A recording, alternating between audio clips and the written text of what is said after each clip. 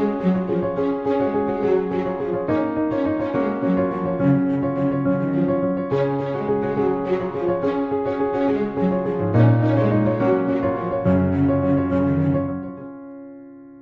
speaker this evening is a professor of Greek, Latin, history, and patristics at Our Lady of Guadalupe Seminary in Denton, Nebraska. His master's degree is in classical Greek and Latin, and his doctorate is in the Fathers of the Church. Dr. John Pepino has published on the Fathers of the Church and on contemporary church history, particularly Vatican II in the liturgy in the 20th century, and has taught many courses for the Institute of Catholic Culture and our Magdala Apostolate. And it is such a pleasure to welcome back to the ICC, Dr. John Pepino. Welcome, Doctor. Good to have you back with us. Thank you, Father. Thank you, Kelsey. And it's good to see everyone. I recognize some familiar faces. And so I say hello to all of you. And for those of you I've never met before, well, I'm very glad to meet you.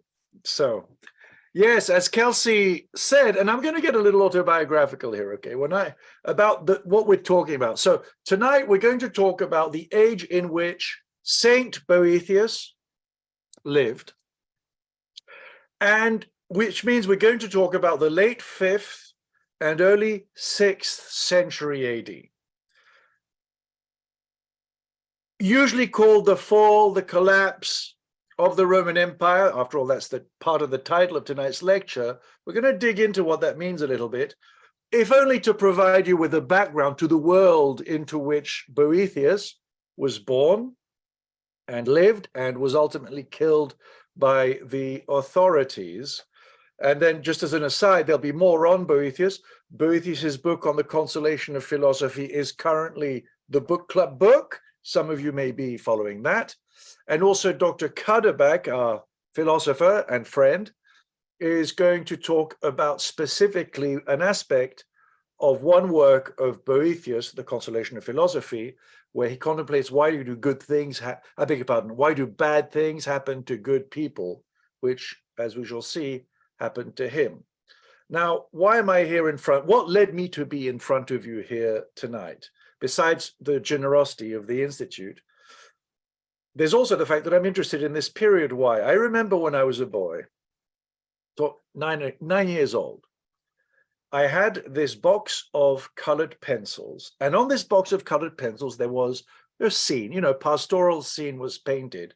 And there was a couple of shepherds on there talking. And you could tell by the way they were dressed that they were neither ancient Roman shepherds nor medieval peasants. And I remember thinking to myself, what period of time do these men come from?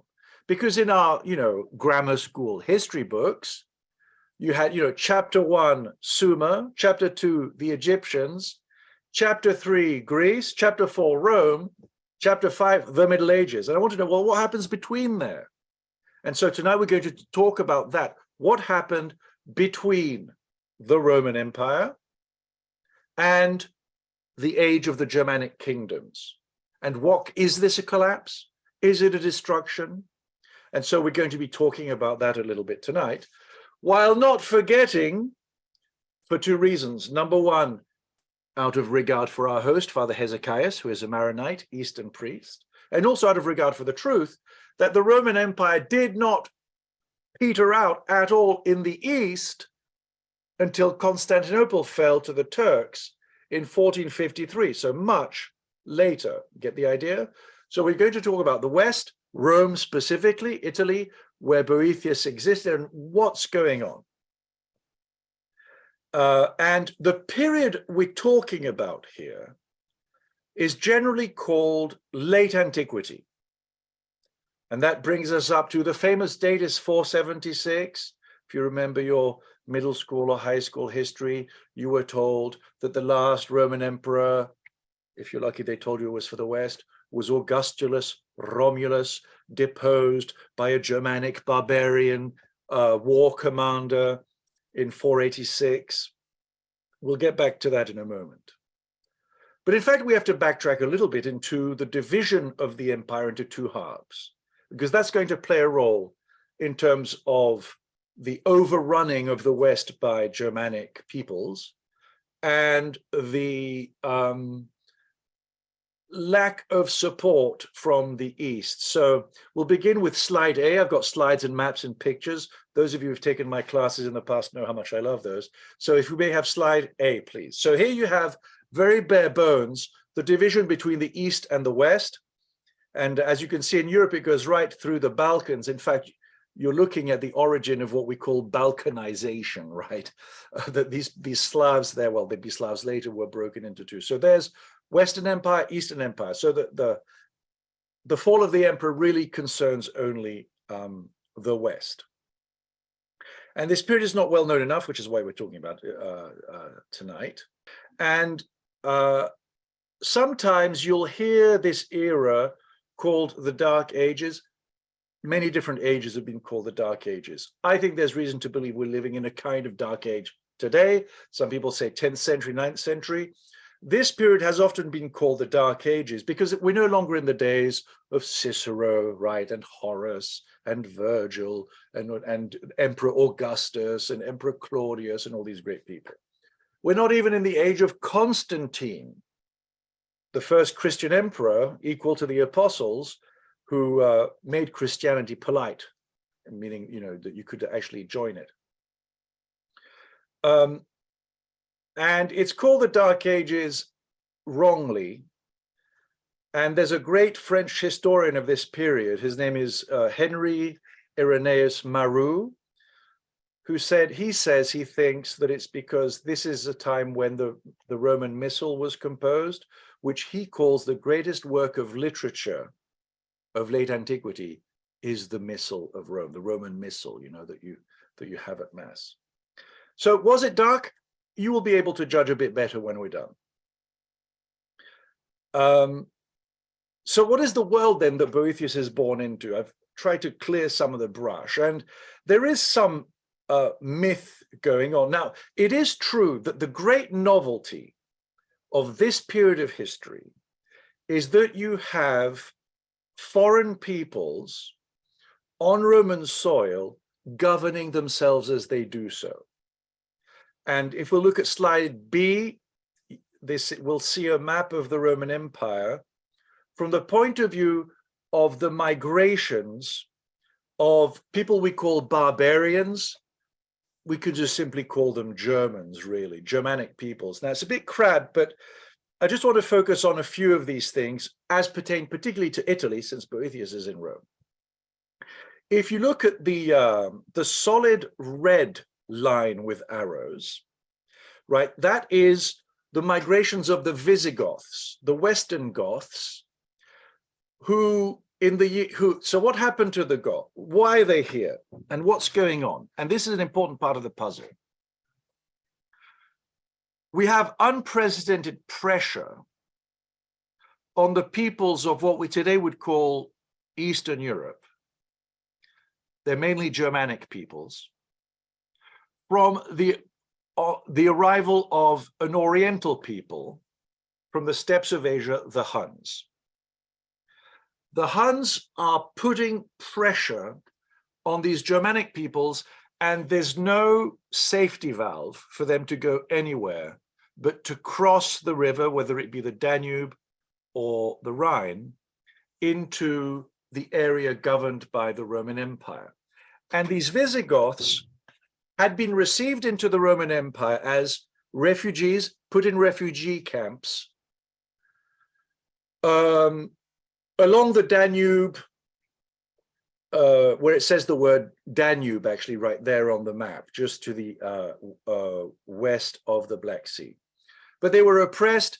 The Roman garrison in charge of really helping them, in fact, oppressed them, kidnapped their children to sell them into slavery, fed them dogs and things. So they rebel, their rebellion gained strength, and ultimately, in the year 378, they fought the East Roman army at Hadrianople.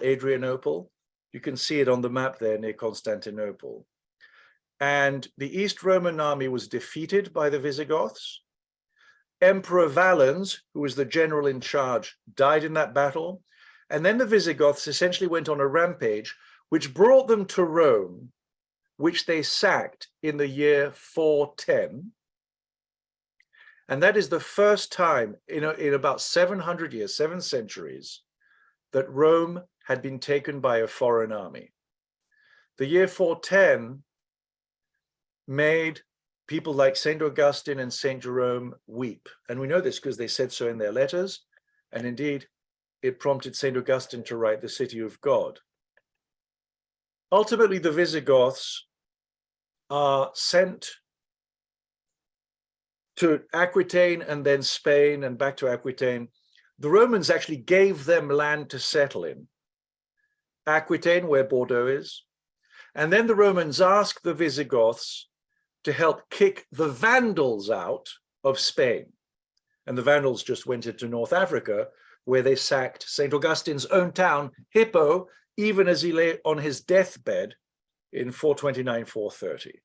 And then the Visigoths just stayed in Spain, and they will stay there until the Muslim invasion of 712.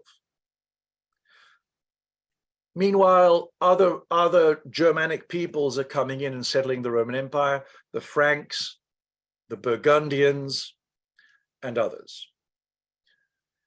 And in my opinion, okay, there are many reasons given for this event to have happened. Some of them are fanciful. Why did the Roman Empire fall? Some of you are old enough to have heard the theory that it was the lead pipes. There was too much, the lead, water coming through the lead pipes, and it made them crazy. That's not right, because if we actually look at lead pipes, there's calcium deposits on the inside that shields the lead from the water. Some military men have written about it, strategic mistakes in terms of where fortifications were put. That's quite possible. Moral decadence. You may have seen this painting. We're going to skip, actually, Kelsey, to slide E. I'm sorry, we're a bit out of order from what I asked you originally. Here's a painting many of you will have seen. If you've been to Paris to the Musée d'Orsay, you have seen this painting, right? Take a look at it. The Romans of the Decadence. And what it shows you is people lying around drinking, they're drunk in kind of a, well, it's a revelry, shall we say. And yet, if you look around them, you can see the glories of ancient Rome with statues of philosophers and gods, all right? So that's another view. Well, the Romans were decadent, and so they were overrun by the barbarians for this reason. The problem with that interpretation is that the Roman Empire that was overtaken by the Germanic tribes was not the Rome of that picture. The Rome that was overtaken by the Germanic tribes was a devoutly Catholic Rome with convents and monasteries and churches and a Christianized society. So it's not moral decadence. There are periods of moral decadence earlier, like the 280s for sure, or even if you go back to the 1st century, people like Caligula, there was moral decadence there. But that cannot account for the fall of Rome to the barbarians at this time. There's another interpretation given, and that is the interpretation given by the English historian Edward Gibbon, and who says in his massive work, The Decline and Fall of the Roman Empire, that's slide F, he says, the clergy successfully preached the doctrines of patience and pusillanimity, which is kind of the opposite of courage. The active virtues of society were discouraged, and the last remains of military spirit were buried in the cloister.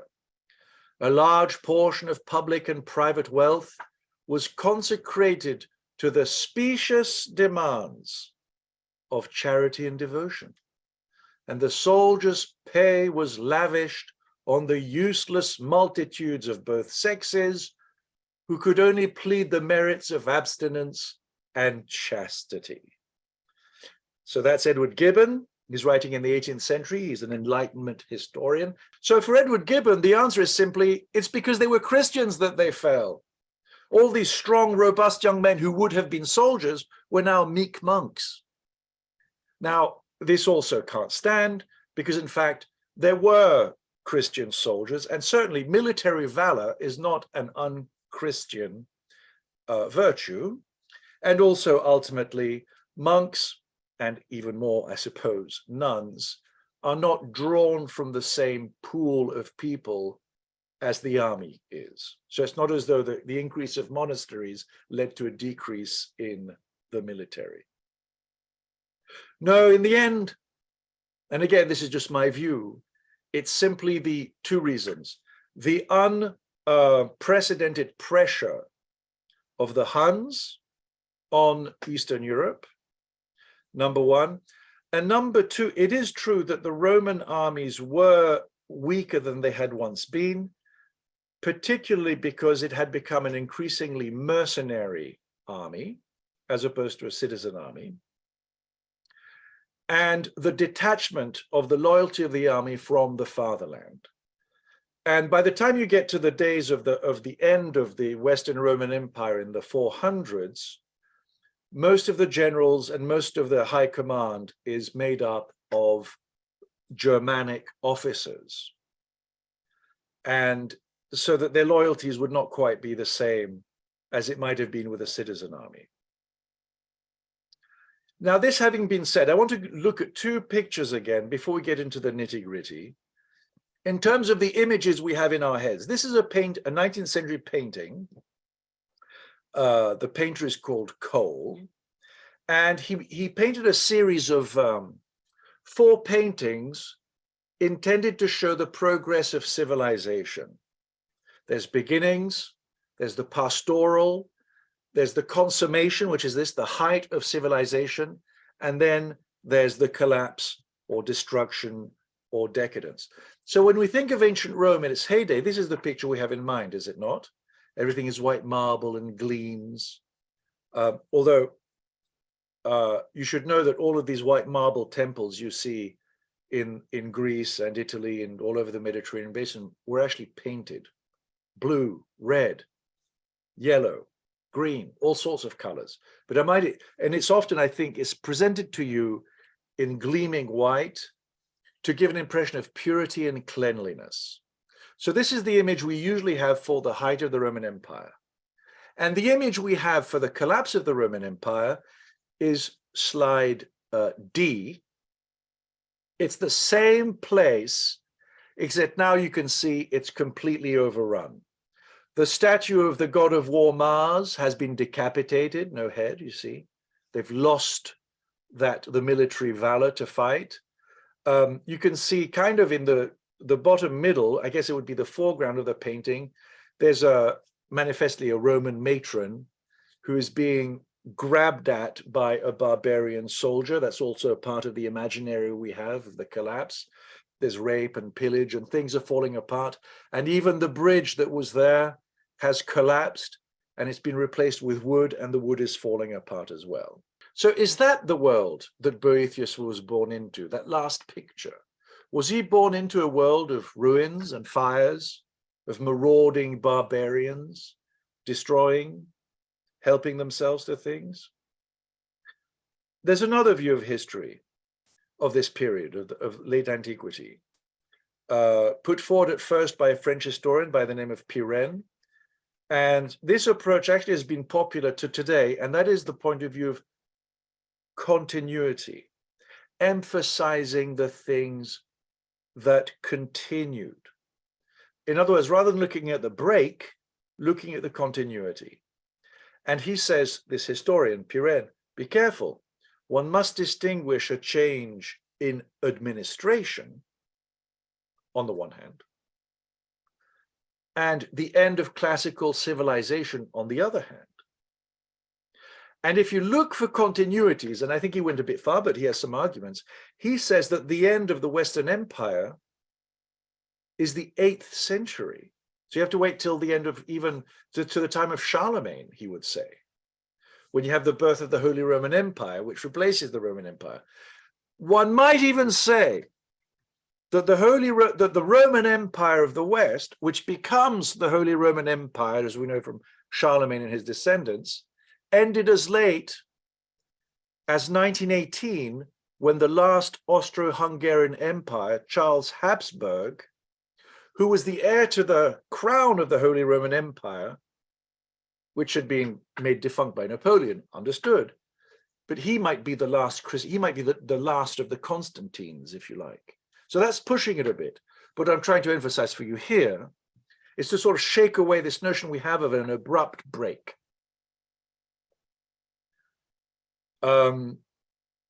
So was there continuity? Yes, there was. Was there break? Yes, there was. Now let's get into the nitty-gritty and see what we can see. So I mentioned to you how Rome had been sacked in 410, not for the last time, it'll be sacked again throughout the 400s, except Attila never did. Attila was repelled in 453 from Rome by Saints Peter and Paul and Pope St. Leo the Great. But otherwise, it's going to begin getting, yes, sacked every so often. And what happens in 876, the classic date that we give, is that an army commander who is himself Germanic, called Odoacer, deposes the last Roman emperor, Romulus Augustulus, a fated name. Romulus is the name of the founder of the Roman Empire, and Augustulus means little emperor. Although you should know that this Romulus Augustulus was not really legitimate. He was the son of a man called Orestes, who had driven out the legitimate emperor Nepos and put his son in his stead. In fact, Romulus Augustulus was not even acknowledged as emperor of the West by the emperor of the East, which indicates to you, by the way, the chaotic time we're in from the point of view of the administration. And Odoacer, who's the leader of Rugians, he's kind of the leader of a mishmash of various German mercenaries who until then had more or less been in the service of Rome. But then they rebelled because the emperor, this new emperor, whom they had helped, in fact, gain power, had refused to give land to the soldiers, which is what they wanted, and which they could expect because it had long been the practice, going all the way back to the days of the Roman Republic, that in retirement, a soldier would be given a farm, like 40 acres and a mule kind of idea. And indeed, that is what was given to the Visigoths for helping to kick out the Vandals out of Spain and other Germanic auxiliary troops.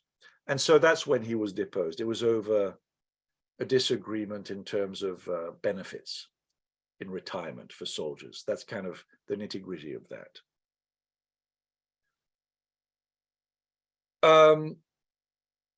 And so now we no longer have officially a Roman emperor in the West.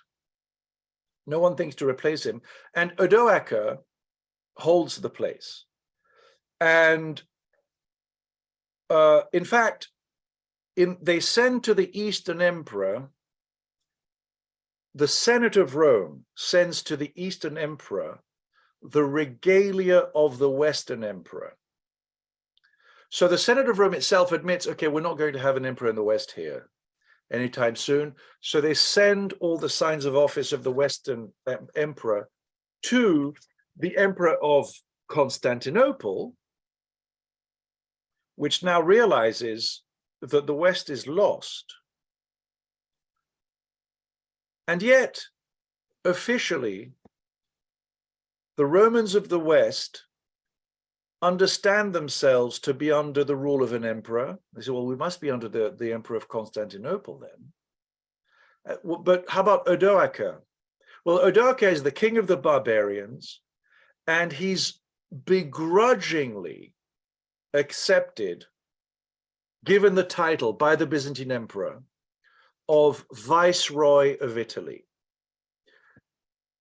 And he's declared a patrician, a Roman nobleman by the Senate. And this is typical of all the barbarian so-called kingdoms. None of them is setting out to found a new country. What they see themselves doing is running parts of a continuing Roman Empire, which is why they continue to use Roman coin. and Latin for administrative purposes. And some of these barbarians have been within the Roman Empire for generations as immigrants, as auxiliary soldiers, to such an extent that they themselves kind of really speak Latin at home already and have considered themselves to be part of the great Roman Empire. Even Clovis of the Franks is going to seek recognition from the Byzantine emperor.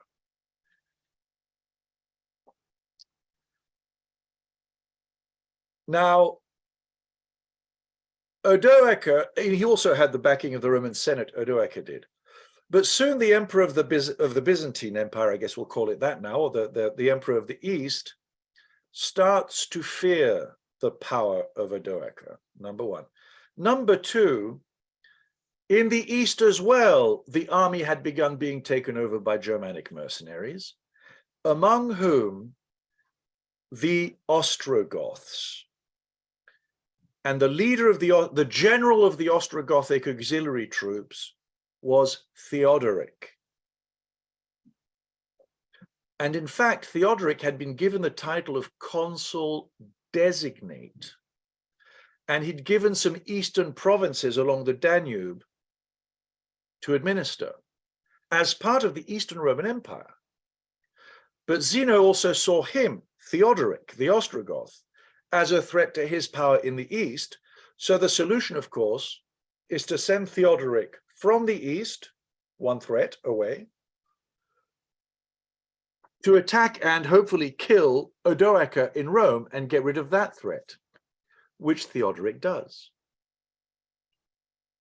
And he does kill Odoacer in 493.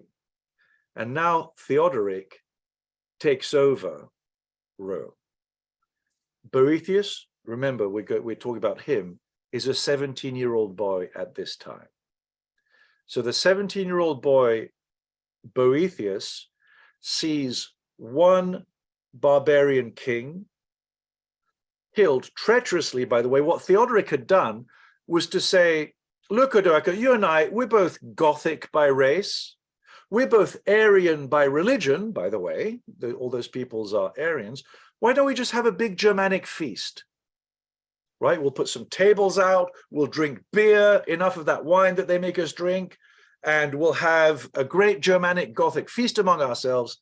And Odoacer says, okay, let's do that. And during that feast, Odoacer is strangled. That's how Theodoric takes over Rome. And so now Theodoric is just taken over. In fact, Odoacer, I said strangled, actually, he cuts him down with his sword from collarbone to thigh. So he splits him in half just about. So a nice kind of, a feast, there's beer, there's blood, it's Gothic. So now Theodoric, the Goth, who is king of the Ostrogoths, not of the Romans, but administers Italy and Rome, and in fact expands it. And Theodoric is a great leader. He's a great king. He's going to expand his power and he's really going to be a big presence, as we shall see in just a moment. So by 497, so 4 years later, the Eastern Emperor acknowledges him as Viceroy of Italy. And he's going to be able to spread his power on this map I'll show you now, which is G, please, Kelsey. This is going to be the full extent of the Ostrogothic kingdom under Theodoric. Now, you'll notice the Visigoths are included, and so the Vandals and Burgundians are a little bit included too, in shaded. How did he manage this? He married the sister of the king of the Franks, Clovis, the founder of the Merovingian line in France. You know Clovis. His sister married Theodoric, and that gave Theodoric some rule over the Burgundians within the Frankish realm. Also, Theodoric's own sister was given in marriage to the king of the Vandals, which gave Theodoric some oversight over the Vandalic kingdom in North Africa. Remember where St. Augustine was dying as his town was being besieged? And furthermore, The king of the Visigoths was a child, a boy called Amalaric, who was a grandson of Theodoric, and Theodoric is going to make himself regent of Visigothic Spain while the boy is still young. And that is how Theodoric manages essentially to have this massive kingdom that occupies, as you can see, Yugoslavia, Bavaria, all of Italy, the south of France, Catalonia, Spain, and all the way to the Atlantic Ocean. Not to mention North Africa and a foray into the Frankish realm as well. So this is the kind of man that Boethius is going to serve in the civil service, actually. Now, so officially, he's only the Viceroy of Italy, but Theodoric is going to behave and dress like an emperor and be treated as one. And it's pretty clear he takes himself to be kind of an emperor. So what was it like to live in this empire now? Now, so the question is, how un-Roman or how fallen is this kingdom? Theodoric rules his own army as a king does his subjects. Again, he's the king of the Goths. He does still rely, though, on Roman elites for the administration, because he knows that they know how to do it. And Theodoric, by this well, you'll remember that Theodoric had been in the administration of the East, and he had himself, in fact, been educated at Constantinople. This, despite his Gothic name and his Arian religion, here is a man who knew Greek and Latin and was a pretty civilized sort of person.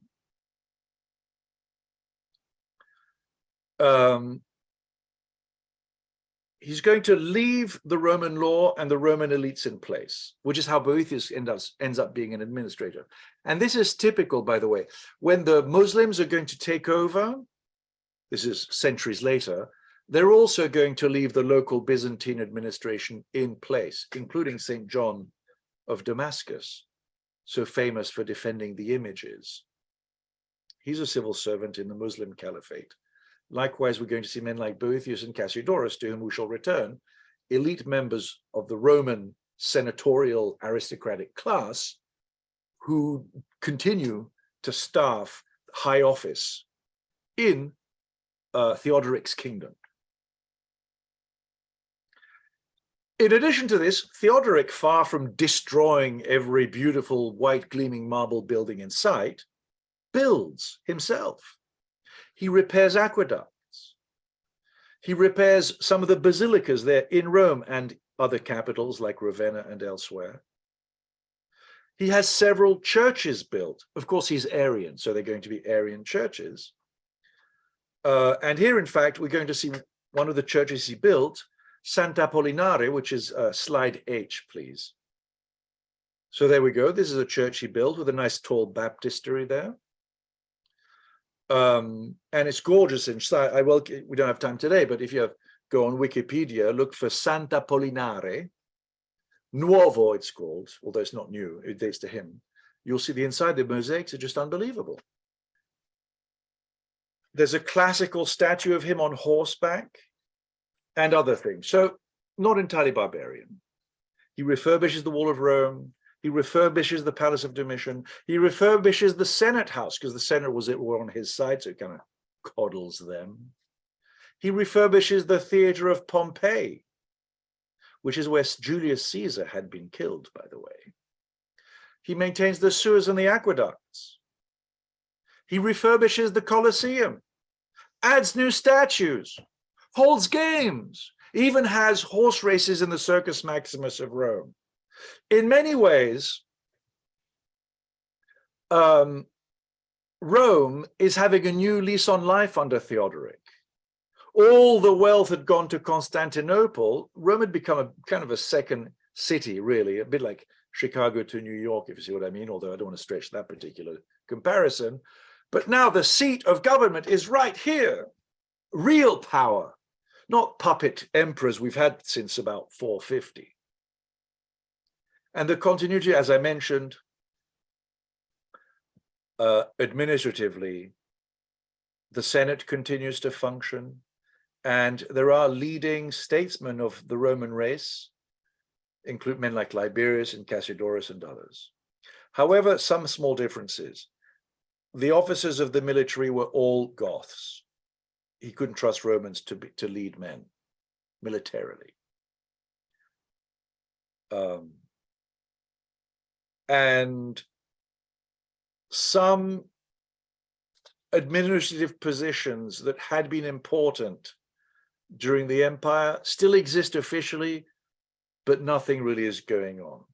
In fact, Boethius himself complains about this in the Consolation of Philosophy when he says, in fact, the praetorship, so the office of praetor, was once a great office, but it is now an empty name and a heavy burden for a senator's resources. Once, if a man had control of the public grain supply, he was called the Great. Now, what is more disreputable than that particular administrative position? So I suppose it's a little bit like various governors in the Commonwealth today, right? There's a governor in Canada. I think even each province has a governor representing the crown. And all it means for those people is that they have to buy a fancy costume at their own expense, and they don't really exert much power. There's some of that going on in this kingdom. Now, culturally, though, how about the culture? Still Latin. They still write in Latin, although the Latin they write is a bit too nice. And you can tell that it's no longer a language they speak very commonly among themselves at that elevated level. And if you want a good idea of what their Latin sounded like, read the sentences produced by the Supreme Court of India, and you'll get the same idea in English. An over-the-top cultivation of rare and unusual words and complicated sentence structures, kind of to show that you know it, you're good at this language, but it's very artificial. You get some of that, which even Boethius is guilty of some of that, and it makes it difficult to read in Latin for that reason. He's always looking for the difficult synonym and the complicated structure. But we'll return to Boethius. Another great man of this time is a fellow by the name of Cassiodorus. Now, Cassiodorus and Boethius share a title, depending on who you talk to, as being the last of the Romans. And it's somewhat fitting, to be quite honest. Cassiodorus lives at the same time of Boethius. They know each other. In fact, Cassiodorus succeeds to Boethius in his office. And Cassiodorus is a wealthy aristocrat who's going to be a monk, a bit like St. Gregory the Great. And he's the one who, once he's founded his monastery in the south of Italy, is going to have monks copy out the classics of Latin literature. And that's the beginning of that. Until then, monks, you know, ora et labora, liturgy first, and then they plowed the fields. With Cassiodorus, part of their work is to copy out Cicero and Horace, and of course the Bible and the fathers of the church. And he also Cassiodorus had founded in Rome a library of Latin and Greek books with the Pope. And that library is the origin of the Vatican library that we still have to this day. Of course, it's going to have many misadventures. So here we have kind of a continuity.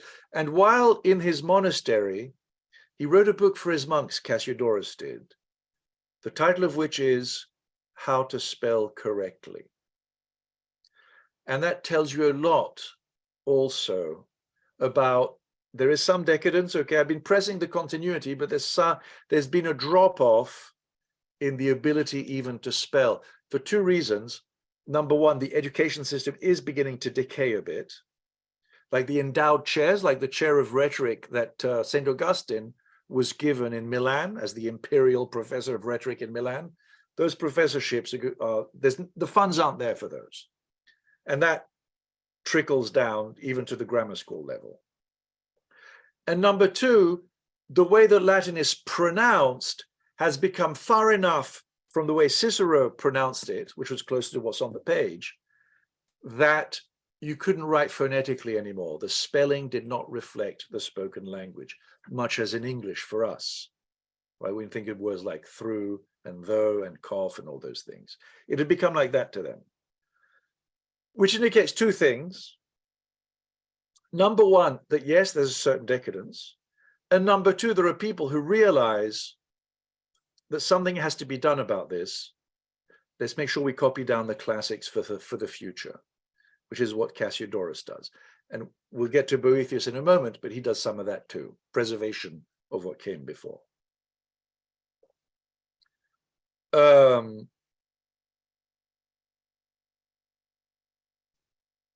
So much for that. Now let's get to Boethius, in fact. Boethius himself in this world. So to recap a bit, it's a world in which the notion of a Western emperor is gone for now. There is the empire in people's minds, and in fact in Byzantium. But Germanic kings are ultimately where the buck stops in terms of power in the West, even though the elites are still the old elites and they can write to each other and kind of make fun of their Germanic overlords. There's a famous letter, this is over in Bordeaux, when the Visigoths are there, by a Roman, he's a man of letters, but he's also a landholder.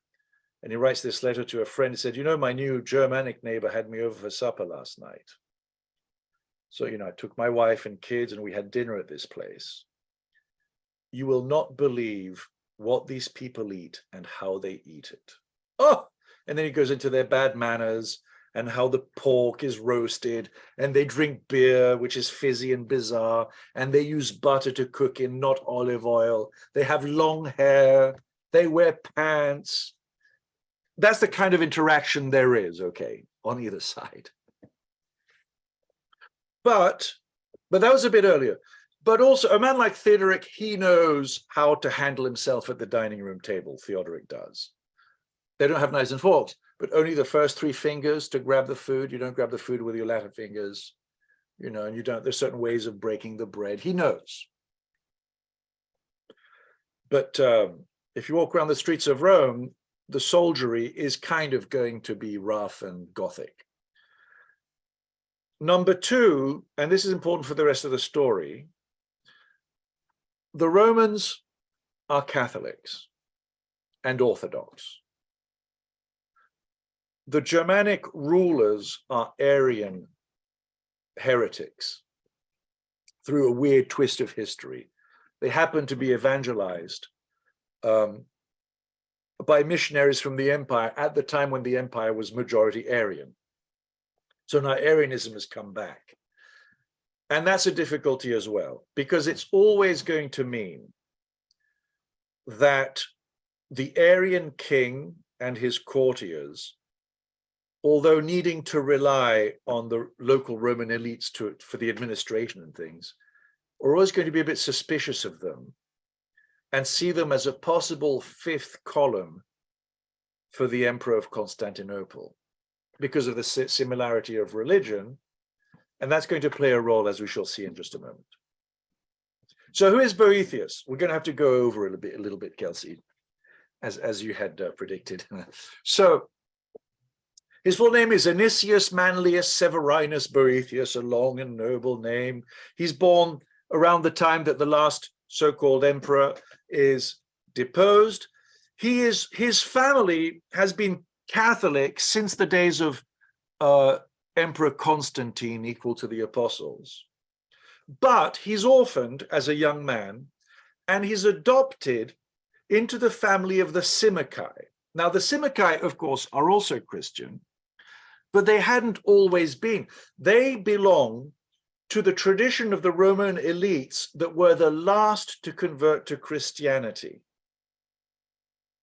In fact, the Simici, if we look at slide I,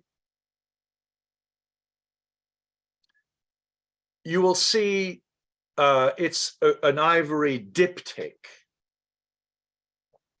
that had been commissioned by the ancestors of the Simici And it dates to about the year 400, and it purposely shows you a woman of the Simici family, but you can see a female figure on the right side offering clearly a pinch of incense to the gods in the year 400 AD. So this family is a family that resisted Christianization, and yet by the time they adopt Boethius, they become Christians too. But they're an ancient and noble family.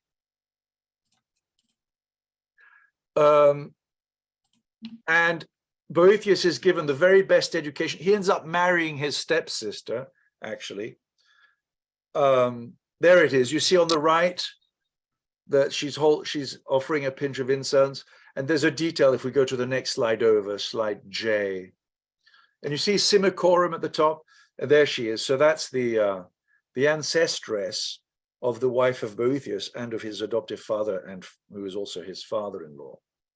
Very classical, very backward looking originally, but that's a couple of generations before.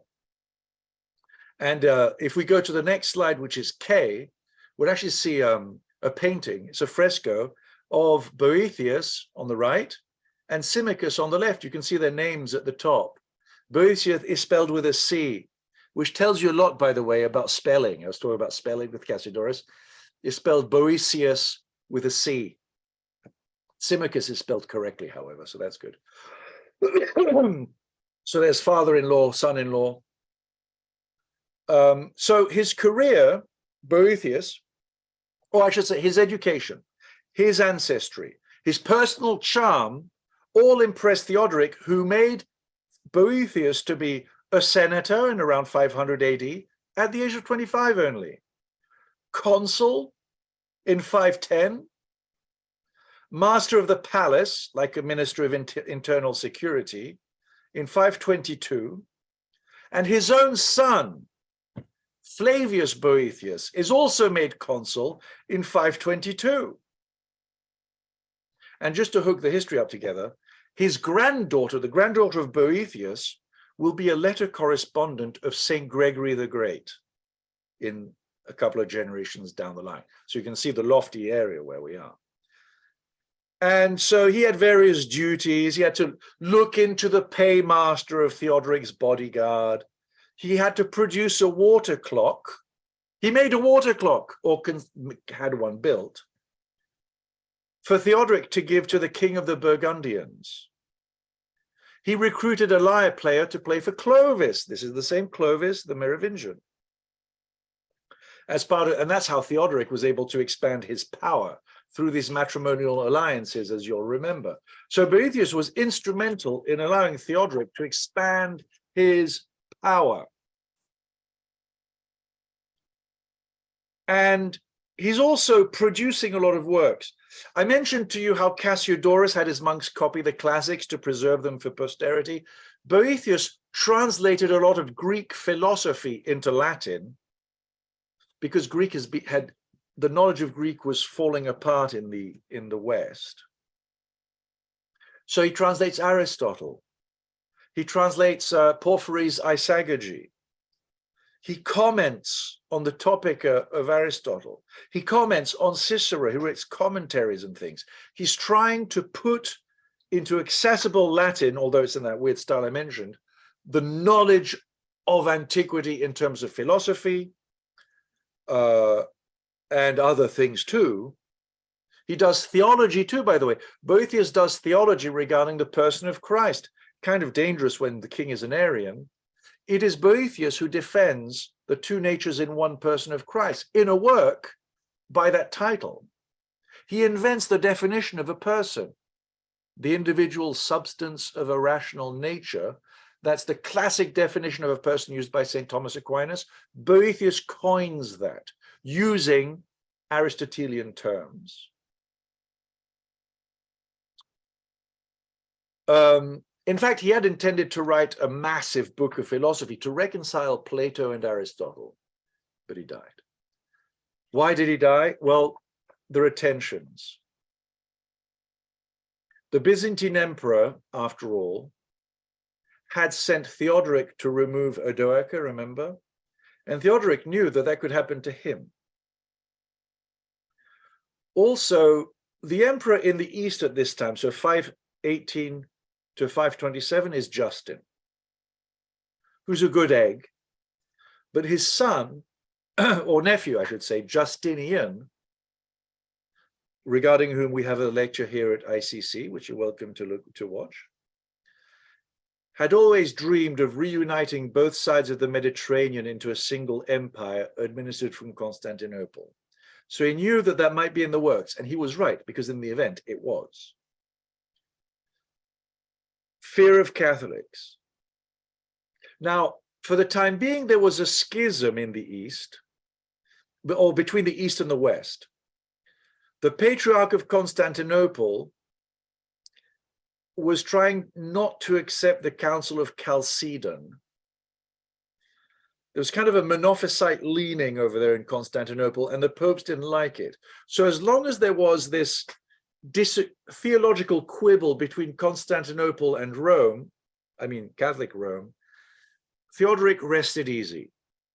But that schism is going to be resolved, and suddenly Catholic Romans and Catholic Easterners in Constantinople are going to be chummy again. So Theodoric is getting suspicious. And so there's going to be trouble in paradise. The schism is over. Justin starts persecuting heretics, including Arians. Theodoric doesn't like that. And so Theodoric actually sends the Pope, John is his name, to Constantinople to ask for this anti-Arian persecution to end, and it fails. When the Pope goes to Constantinople, all the people come out and they cheer and clap and say, yes, Pope of Rome, you're among friends here. And John is completely won over, and he says, well, these are my brothers, unlike the king back home, who's a heretic. In fact, when the Pope comes home to Rome, Theodoric puts him in jail. Furthermore, and this is a classic thing, Theodoric had picked Boethius to look into the finances as a paymaster because he suspected that there was graft and grift and corruption. And Boethius, who was a man of principle, did discover the corruption, both among Ostrogothic military officials and Roman Catholic administrators, and he had begun a purge of the administration.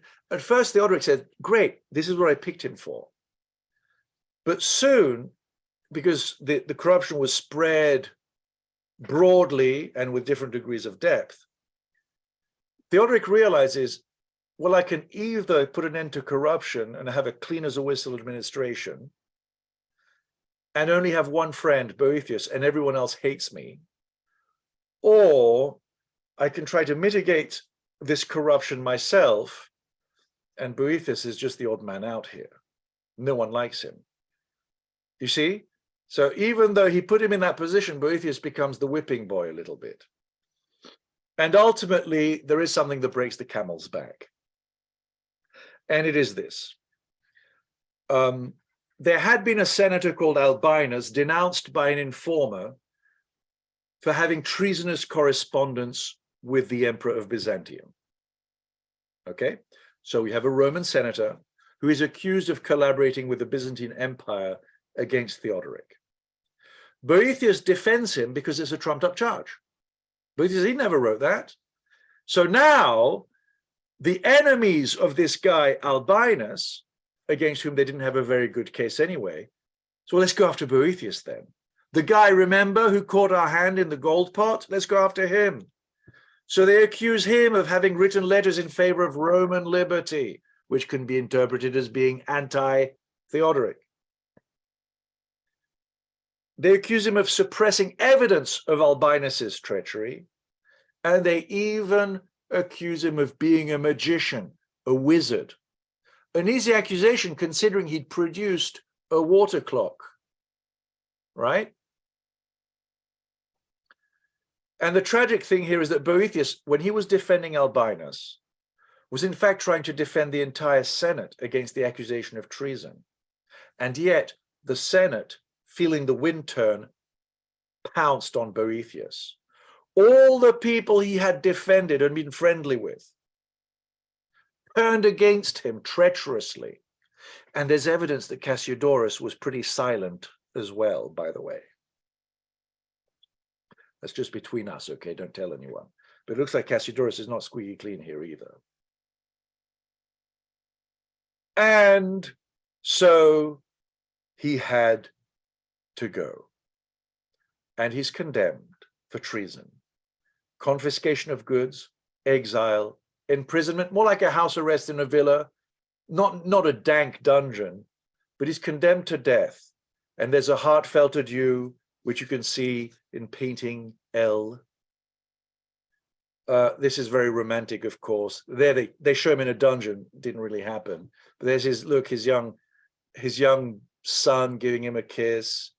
I guess a much younger wife there. Maybe it's supposed to be a nurse. Maybe the wife is sitting down. Anyway, so that's the adieu.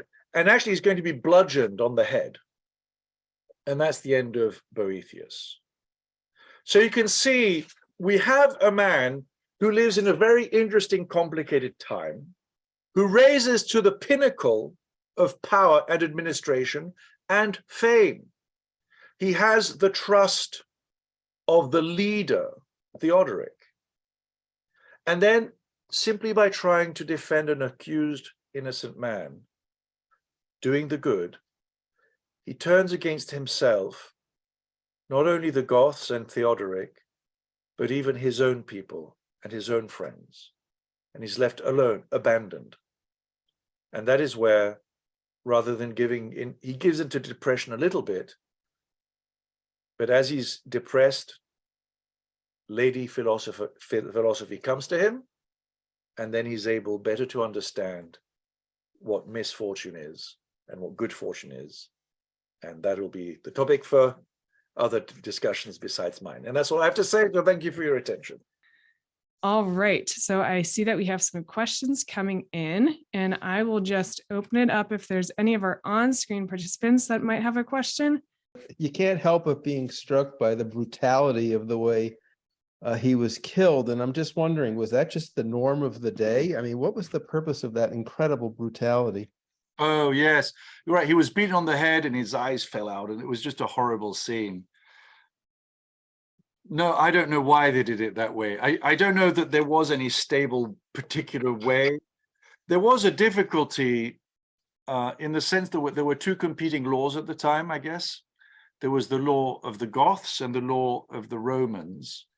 And in cases involving the shadow zone between the two, like where a Roman went against the Goth or whatever, there may have been a shady area regarding the law, and that may have been it. But otherwise, it's the brutality. Okay, I don't know the answer to your question directly.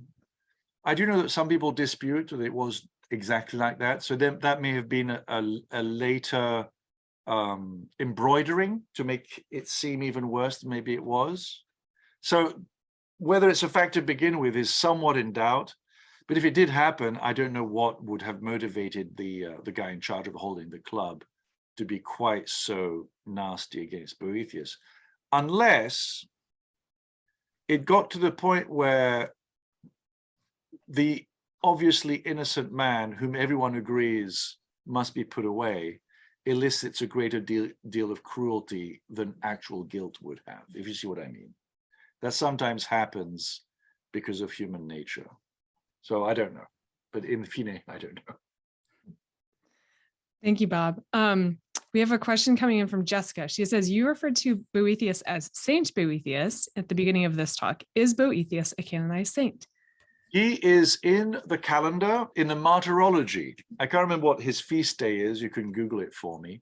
But yes, he is in the martyrology of the Roman Catholic Church. I don't know whether he's considered a saint in the Orient. And there you can go, there's a shrine. I mean, he's buried in Pavia in northern Italy, and you can go and venerate the relics. There it is, October 23rd. Thank you, Angie. Yes, he has a feast day. So yes, and I kind of did that a bit cheekily on purpose at the beginning in the hopes that someone would pick up on it. So thank you for asking the question. Guys, thank you, Jessica. Viviana, go ahead and unmute yourself and we'll take your question. Since God allows everything to happen for the good, I was wondering, why would God allow the fall of Rome? Like, what was the good that came from that? That's a very good question. And I mean, you'd have to, can one divine and guess the designs of providence is the first question there. The fact is that it did allow for the rise later on of and spread ultimately of the Merovingian and Carolingian dynasty, which led to a rebirth of the Holy Roman Empire, which in itself brought about the conversion of the Saxons to the faith. Would that have happened otherwise? It's hard to say. But in itself, the question is a difficult question to answer and consider even, because we don't know what the alternative would have been. But certainly did not lead to an end of the faith. Empires will come and go. In fact, if you read the Consolation, he talks about this, empires just come and go. And I'd like to say this to my seminarians too, when we look at these things, don't take it for granted that the United States is going to survive you. Right? Like you, Vivian, may live to see the day when the United States don't exist anymore, or France or Germany, who knows? So these things are contingent things. And there's an entire, if you want to pursue the ideas behind this, do read St. Augustine's City of God. And you can also read some other fathers of the church who all say, because part of your question, I think, implies that the existence of the Roman Empire is in the designs of providence as well, right? And the fathers of the church, all who live in the Roman Empire, by the way, all agree that it is so. And in fact, at the very beginning of my history classes, I give a kind of the same lecture at the beginning of each. We discuss why it is that the Roman Empire can be, I suppose, or the fathers of the church, and we considered it to be providential in the sense that it provided the early church, the church birthing, with a Roman infrastructure, well, a Jewish Messiah, a Roman infrastructure, and Greek philosophy and language that allowed the gospel to be framed and spread. And that work was done by the time you get to the end of the West. So perhaps the Roman Empire in the West had played its role, and it was time to move on now. I guess. I mean, your guess is as good as mine. Thank you for that question. Thank you, Dr. Pepino. And I'll just take this opportunity to mention, in case you aren't familiar with it, but Dr. Pepino has 2 semester-long history courses in our ICC library. So if you do want to take more history classes with Dr. Pepino, please check out his courses in our library. You can start them anytime. They're self-paced, but 2 great courses. One, the history leading up to the time of Christ, and the second, the history of the church. All right, we have 2 questions coming in that talk about life under Theodoric. One is, why did Theodoric seek to preserve some elements of Roman culture? Second question is, were Catholics allowed to live their faith openly at that time? All right. First question, because he saw the value of it. I mean, he needed to preserve Latin because Gothic did not really have a developed literature. They did have an alphabet because we have the Bible was put into Gothic by the Arian missionary. His name was Ulfilas, and we still have that Bible. It's the Gothic Bible of Ulfilas, which is an Arian Bible. But Greek and Roman culture was the culture. I don't think these people could imagine things being otherwise. Just as they did not perceive themselves as replacing the Roman Empire with something else, simply running the Roman Empire, likewise, they were not there to destroy what they found, but rather really enjoy it, if you like. So they were more like immigrants in many ways than conquerors. And I think that's how they saw themselves. They were not colonizing the Roman Empire. They were moving in and taking over, for sure, but not with a view to replacing what they found. They wanted what was there. That's what they came for. And it's the classic story of any immigration wave. And I mean, I'm not going to be political, but I mean, the comparison presents itself. People who are currently immigrating to the US are not coming to turn the US intentionally into the place they're running away from. They're coming to the US for the benefits they see in what's here. And that is essentially what they were doing. Number one. Next, were the Catholics free to worship in Theodoric's realms? Yes. In other realms, not so much. So, for example, the Vandals, and again, depending on, I mean, we're talking about generations here. But in the early generations of Vandalic rule, first in Spain, then in North Africa, Catholics were persecuted and bishops were killed in the streets and exiled. There's no doubt. The successors of St. Augustine were exiled by the Vandals. Later on, less so. But Theodoric and his Ostrogoths generally permitted Catholic worship, and it wasn't a big problem. And by the way, the Ostrogoths, just to put an end to the story, this is after Boethius' death, the Byzantines are going to come over and they are going to conquer Italy, and they are going to put an end to Ostrogothic Italy.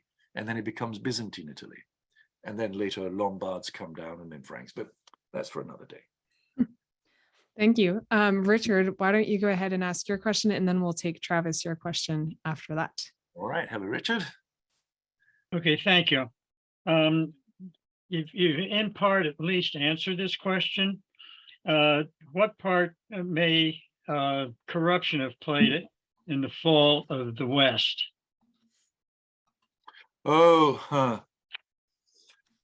That's difficult to gauge because there's always been corruption in the Roman Empire. Particularly when it comes to taxation, as we know. I mean, in the gospel, you have a very clear, and that probably was widespread. I mean, Judea was particularly squeezed, particularly strong for taxes, and you can tell by a number of reasons. But was corruption you mean like administrative corruption, that sort of thing? Like misallocation of funds, that kind of corruption, maybe? Well, it would be corruption of rule, handing on jobs to your favorite, what they call that? Nepotism, maybe? Yes, nepotism, Yeah, thank you. That had always happened in the Roman Empire. That was the way business was always done. So I haven't seen anyone say, well, it got particularly bad at this time. There'd always had been nepotism and graft and tax squeezing and so forth. So from that point of view, I don't think things had changed too much. But where the corruption really got, I mean, I can point to one place where, yes, and that would have been the treatment of the Visigothic refugees in those camps in the 350s, 60s, and 70s. The corruption was so bad. I mentioned dogs and kids. What they would actually do is that they would say to these starving refugees, you want to eat? Here's a dog. It will cost you 2 children. One dog of the Romans is worth 2 Gothic children who would immediately be sold into slavery, something to awful lives. And that's why they rebelled and ultimately led to crisscrossing the empire. So yes, there I could pinpoint a specific example of abuse of power. But otherwise, in the rest of the empire, to my knowledge, the corruption was just no more or less than before. Thank you. Yeah. Travis, I guess. Thank you, Doctor. So just a broader context question, were the Visigoths in Spain Arians at this time as well? And if so, when did they convert? Right. Yes, the Visigoths of Spain were Arians. The Suevi, if you remember that map, who lived in the northwest corner of Spain, were Catholics. They had been turned Catholic somewhere along the line. What happened there, the story of Spain turning Catholic is interesting. So you have this Visigothic presence, the kings, the nobility are all Visigoths, they're all Arians. The population beneath them are Romans and Celtic Iberians, Latin-speaking Catholics. What happened is that in the 570s, one of the princes, so the king is called Leovigild, he's Visigothic and Arian. He has 2 sons, Hermengild and Ricared. Hermengild marries a Frankish princess. Now the Franks, when they crossed the Rhine, had been still pagans, so untouched by Arianism. And when Clovis married his Burgundian wife, he received baptism as a Catholic in 496, and then all of his descendants. And somehow these Frankish princesses descended from Clovis tended to marry into other Germanic races and somehow converted them. That's part of the conversion of England, is also thanks to a Frankish wife at the time of St. Augustine of Canterbury. And in Spain, so this Hermengild marries a Frankish princess and she converts him. And there ensues a civil war between Saint Hermengild and his father Leovigild. Hermengild is caught in battle, put in a dungeon, and his father sends an Arian bishop to give him communion, and the son refuses so obstinately that he ends up dying. I mean, they kill him, and that's why he's a martyr. Saint Hermengild, there's a feast in there. It is on the calendar.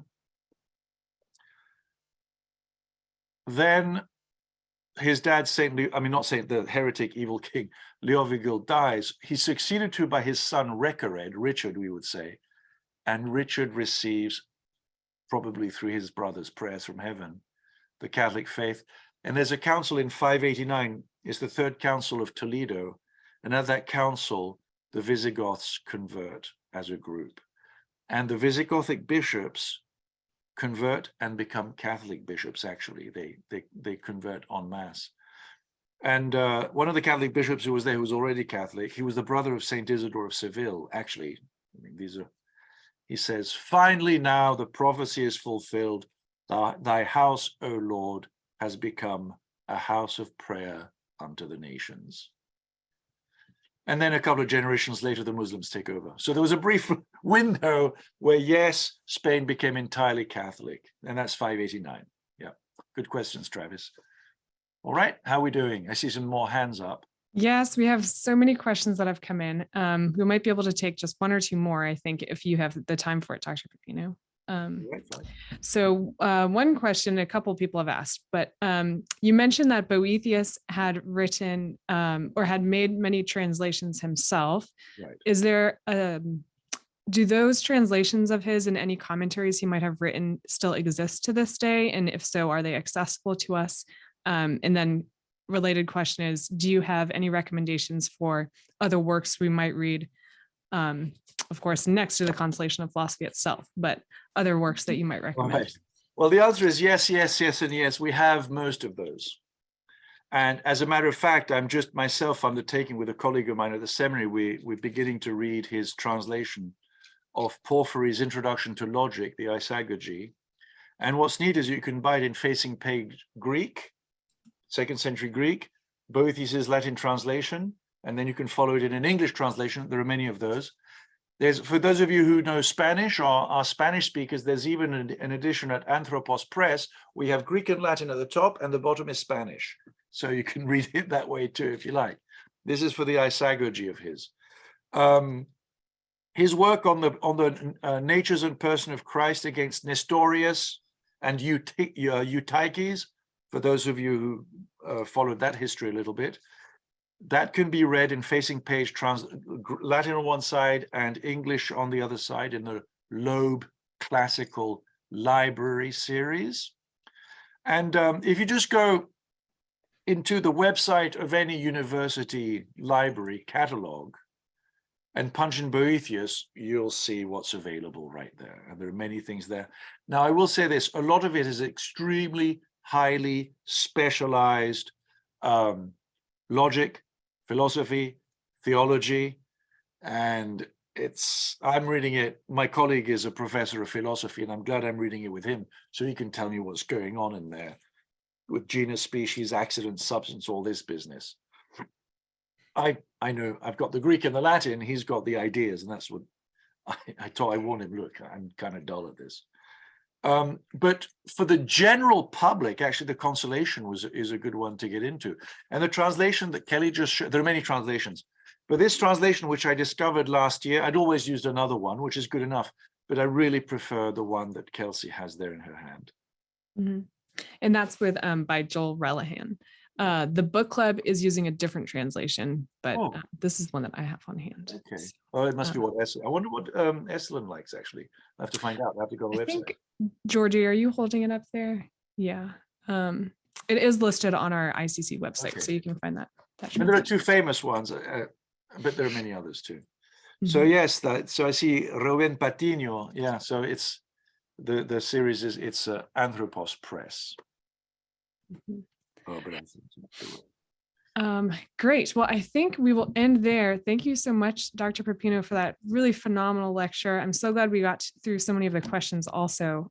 We always just delve into so much more. no, during it's this a time. fascinating period, and it's understudied, as I said, to go back to the beginning. Usually Roman Empire falls, then Dark Ages. And we never forget, well, what was it like right there in the middle? And that's what fascinates me. And that's what led me to that. So I was very glad to be able to share it with all of you, to see some familiar faces. And thanks for being so competent, Kelsey. Things went well. Oh, thank you so much. If you would mind closing us in prayer, that would be lovely. Certainly, in the name of the Father and the Son and the Holy Ghost. Amen. Glory be to the Father and to the Son and to the Holy Ghost, as it was in the beginning, is now, and ever shall be, world without end. Saint Boethius, pray for us. In the name of the Father, the Son, and the Holy Ghost. Amen.